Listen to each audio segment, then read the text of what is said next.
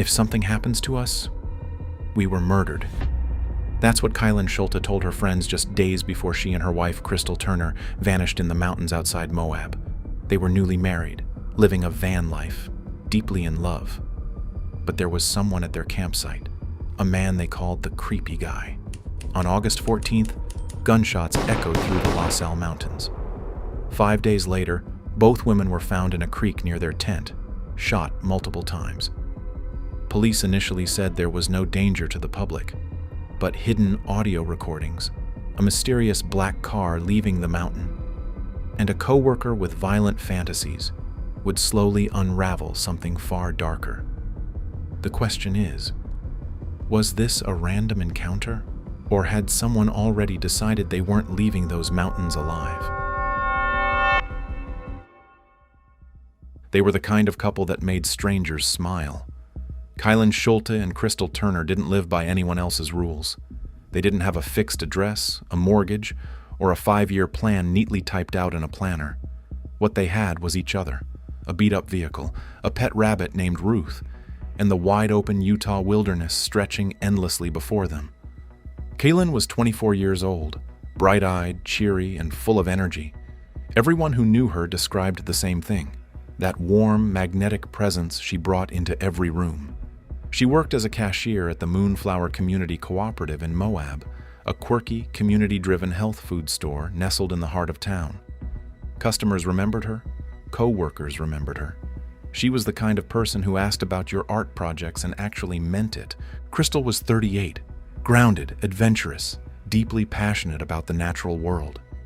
She and Kylen had met in the Moab area back in 2019, bonding over their shared love of hiking, camping, and living simply. Crystal worked at the local McDonald's, pulling shifts to fund the life they were building together. One campfire, one mountain trail at a time. On April 20th, 2021, they made it official. A wedding, 4 months before everything fell apart. Theirs wasn't a flashy love story. It was quiet mornings watching the sunrise over Red Rock canyons. It was packing up the car with camping gear and heading into the Sal Mountains, a stunning range rising dramatically above the desert floor just outside of Moab. It was taking Ruth, the rabbit, along for the ride, setting up a makeshift shelter for her at every new campsite. Those who knew them said you could feel how much they loved each other just by being in the same room. They were focused on each other almost exclusively. Observers at bars and restaurants would notice. These two were in their own world, a world that felt safe and full and complete. Moab itself is the kind of place that draws free spirits. Situated in the canyon country of southeastern Utah, it's a hub for hikers, mountain bikers, off-roaders, and anyone who wants to be close to the earth. Every summer, thousands of tourists flood in to see Arches National Park, the Colorado River, and the dramatic red rock formations that look like the surface of another planet. It's a town where living out of your vehicle isn't unusual, where you might spot someone sleeping under the stars in the very same mountains where Kylen and Crystal made their camp. It should have been paradise. It should have been just another beautiful Utah summer. But sometime in the early hours of August 14th, 2021, just 4 months after their wedding, everything that Kylen and Crystal had built together was violently, irreversibly destroyed. August 13th, 2021, a Friday night in Moab, Utah. Kylen and Crystal had spent part of that day with friends in town. They'd been camping out in the Sal Mountains for several days and had ventured down into Moab for a night out. They ended up at Woody's Tavern, a local bar where regulars gather and the drinks are cold and the vibe is easy. By around 9:30 in the evening, witnesses placed both women there, laughing, present, wrapped up in each other as always. Those same witnesses noted that no one followed them out of the bar when they left, but something had been troubling the couple for days. Before that evening at Woody's, Kylen had already reached out to friends with a message that should have set off every alarm bell imaginable. She told them that there was a creepy guy camping near their site in the mountains, a man with a beard and no shirt who had set up uncomfortably close to them. Too close, the kind of proximity that makes the hair on the back of your neck stand up. At one point, she said, the man had left, only to return later that same afternoon, pulling groceries out of his car right near their campsite, watching. Kylen and Crystal moved their campsite because of him. They were scared, and then Kylen said something that nobody forgot. She told her friends, and this is documented in court filings, that if something happened to them, they were murdered. Read that again. She said it plainly, like a premonition she couldn't shake. Not a joke, not dark humor, a warning. A woman who sensed danger closing in and named it out loud before it arrived. And then they went back. They returned to the mountains that night, whether it was because they underestimated the threat, or because leaving felt like surrendering their freedom, or simply because it was home. We don't know for certain. What we know is that they drove back up into the Sal Mountains on the night of August 13th, back toward the campsite where something unspeakable was waiting. The next morning, August 14th at 11:48 a.m., audio surveillance equipment in the area picked up the sound of gunshots. Just under an hour later, surveillance footage captured a black Toyota Yaris driving down the La Salle Loop Road, heading away from the mountains. Kylen Schulte and Crystal Turner were never seen alive again. For the next several days, nothing. When Kylen and Crystal didn't show up to their respective jobs, co-workers grew uneasy. When they went out of contact entirely, no calls, no texts, no social media activity, the concern deepened into dread. On August 16th, they were officially reported missing to the Moab police. Deputies began searching Forest Service campgrounds and other areas in the La Salle Mountains, bringing in neighboring agencies to help cover the terrain. Meanwhile, Kylen's father back in Montana was making his own calls, growing more desperate with each passing hour. Then came Cindy Sue Hunter. A Moab art collector and community figure, Hunter had featured the work of Kylen's father in her gallery. She knew the family. When she saw posts on Facebook about the missing women, she didn't wait for an official update. She drove up into the La Salle Mountains herself, running a personal search and rescue mission on instinct and love. On August 18, 2021, 5 days after Kylen and Crystal were last seen alive, Hunter found them. She was on the phone with Kylen's father when she located their car. Then she found one of the bodies. She immediately called the police and did not search further. When law enforcement arrived, they found Crystal's remains as well, located close to Kylen's. What they found at that scene was deeply disturbing. Both women were discovered near a creek, not far from their campsite, undressed from the waist down. Both had sustained multiple gunshot wounds to their backs, sides, and chests. The autopsy would later reveal that the killer had used a very specific and unusual type of ammunition, Hornady critical defense rounds. These are hollow-tipped bullets with a distinctive red plastic plug inserted into the hollow core. In the words of the lead detective, this was not something investigators had commonly seen in homicide cases. At the campsite, police found the couple's Kia Sorento, their camping tent, long-term camping supplies, and the makeshift shelter they had built for Ruth. They also located a second vehicle of interest, a 1987 Ford Econoline that had been left in a nearby parking lot. Inside it, they found personal documents and a Bible. The investigation was underway, and it would take more than a year to find answers. Investigators pursued hundreds of tips. They issued 44 search warrants. They ran cell phone data, checked Google location timelines, analyzed surveillance footage frame by frame, and collaborated with agencies across multiple states, including the FBI, the U.S. Forest Service, the Bureau of Land Management, the Utah State Crime Lab, and law enforcement from Florida, Montana, and Iowa. Early in the investigation, two main theories emerged. The first, the creepy guy that Kylen and Crystal had described to their friends. The second, a threatening co-worker from the McDonald's where Crystal Turner worked. It didn't take long for those two theories to converge into one. His name was Adam Pinkusiewicz. Pinkusiewicz had worked at the same Moab McDonald's as Crystal Turner. Like Crystal and Kylen, he also lived out of his vehicle, a black 2007 Toyota Yaris. That detail would become significant. His time at the McDonald's had been marked by escalating aggression. In the weeks before the murders, he had been involved in a confrontation with a manager who told him to work faster. Pinkusiewicz didn't simply push back. He got in the manager's face, hurled derogatory comments about her sexuality, and told fellow employees he should take her outside and kick her ass. He was told to clock out and leave. He did.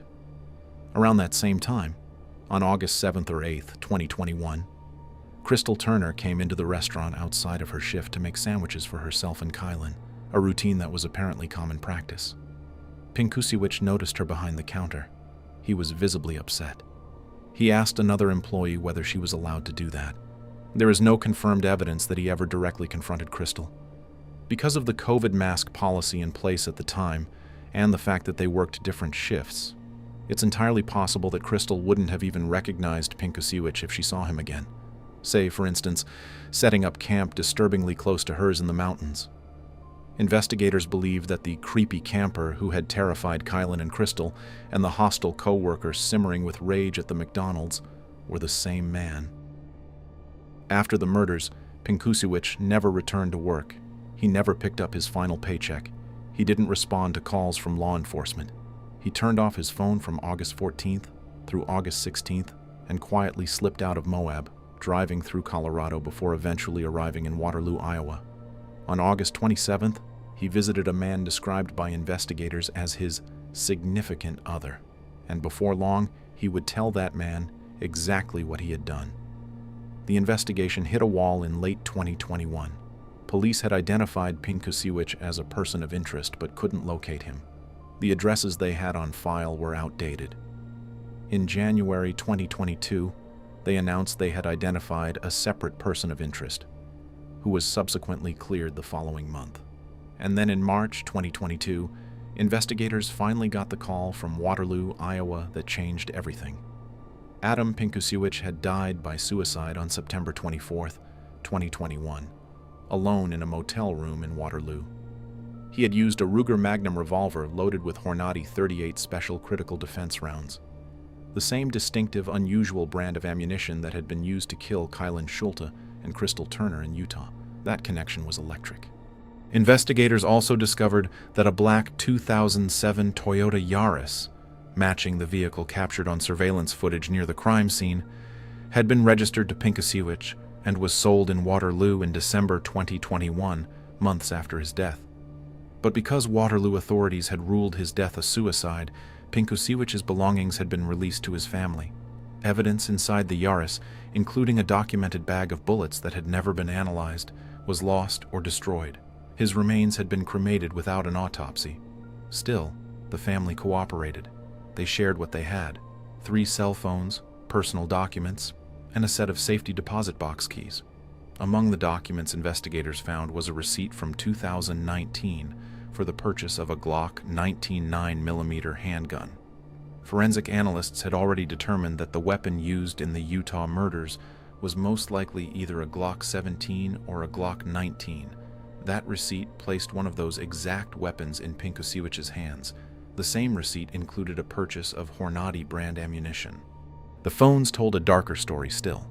Notes found on one of the devices revealed that Pinkusiewicz had persistent, documented thoughts of raping and killing people. He described these thoughts as an ongoing impulse, something he was worried he was going to act on.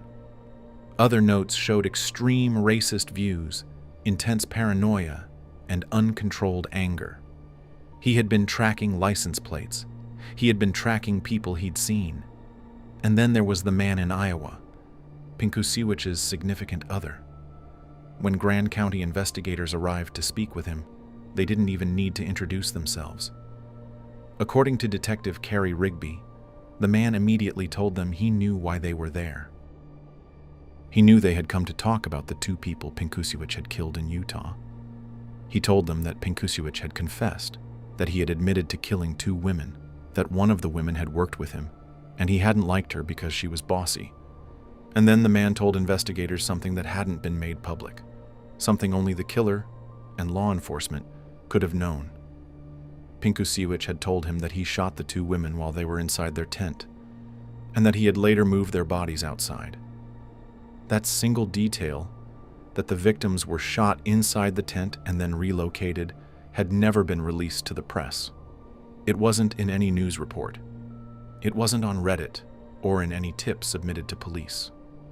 The only way Pinkusiewicz's significant other could have known it was if Pinkusiewicz himself had told him. And the only way Pinkusiewicz could have known it was if he was there. The man told investigators he hadn't come forward sooner because he was afraid of Pinkusiewicz. And until that moment, sitting across from those detectives in Iowa, he hadn't known that Pinkusiewicz was dead. With all of this evidence assembled, investigators were able to reconstruct a damning timeline. On August 12th, Kylen and Crystal were at their campsite in the Sal Mountains when Pinkusiewicz set up uncomfortably close to them. Close enough that they told friends about it. That night, they noticed him moving around near their camp. On August 13th, the couple came down into Moab for the day, describing the creepy camper to friends, but deciding to return that night regardless. Meanwhile, phone data and surveillance confirmed that Pinkusiewicz had purchased groceries in Moab that afternoon. A black Toyota Yaris was captured on footage heading back up the La Salle Loop Road. Witnesses had already described the unsettling camper as a bearded man with no shirt, a description that matched Pinkusiewicz. That same evening, Kylen and Crystal were seen at Woody's Tavern. At 9:30 p.m., they left. No one followed them out. On August 14th, at 11:48 in the morning, audio surveillance equipment near the campsite picked up the unmistakable sound of gunshots. Approximately an hour later, a black Toyota Yaris was captured on footage driving down from the mountains. Pinkusiewicz switched off his phone that day. He wouldn't turn it back on until August 16th. By then, he was already heading out of state. On August 24th, he left Moab for good. He drove to Waterloo, Iowa. He reconnected with his partner. He told him what he had done.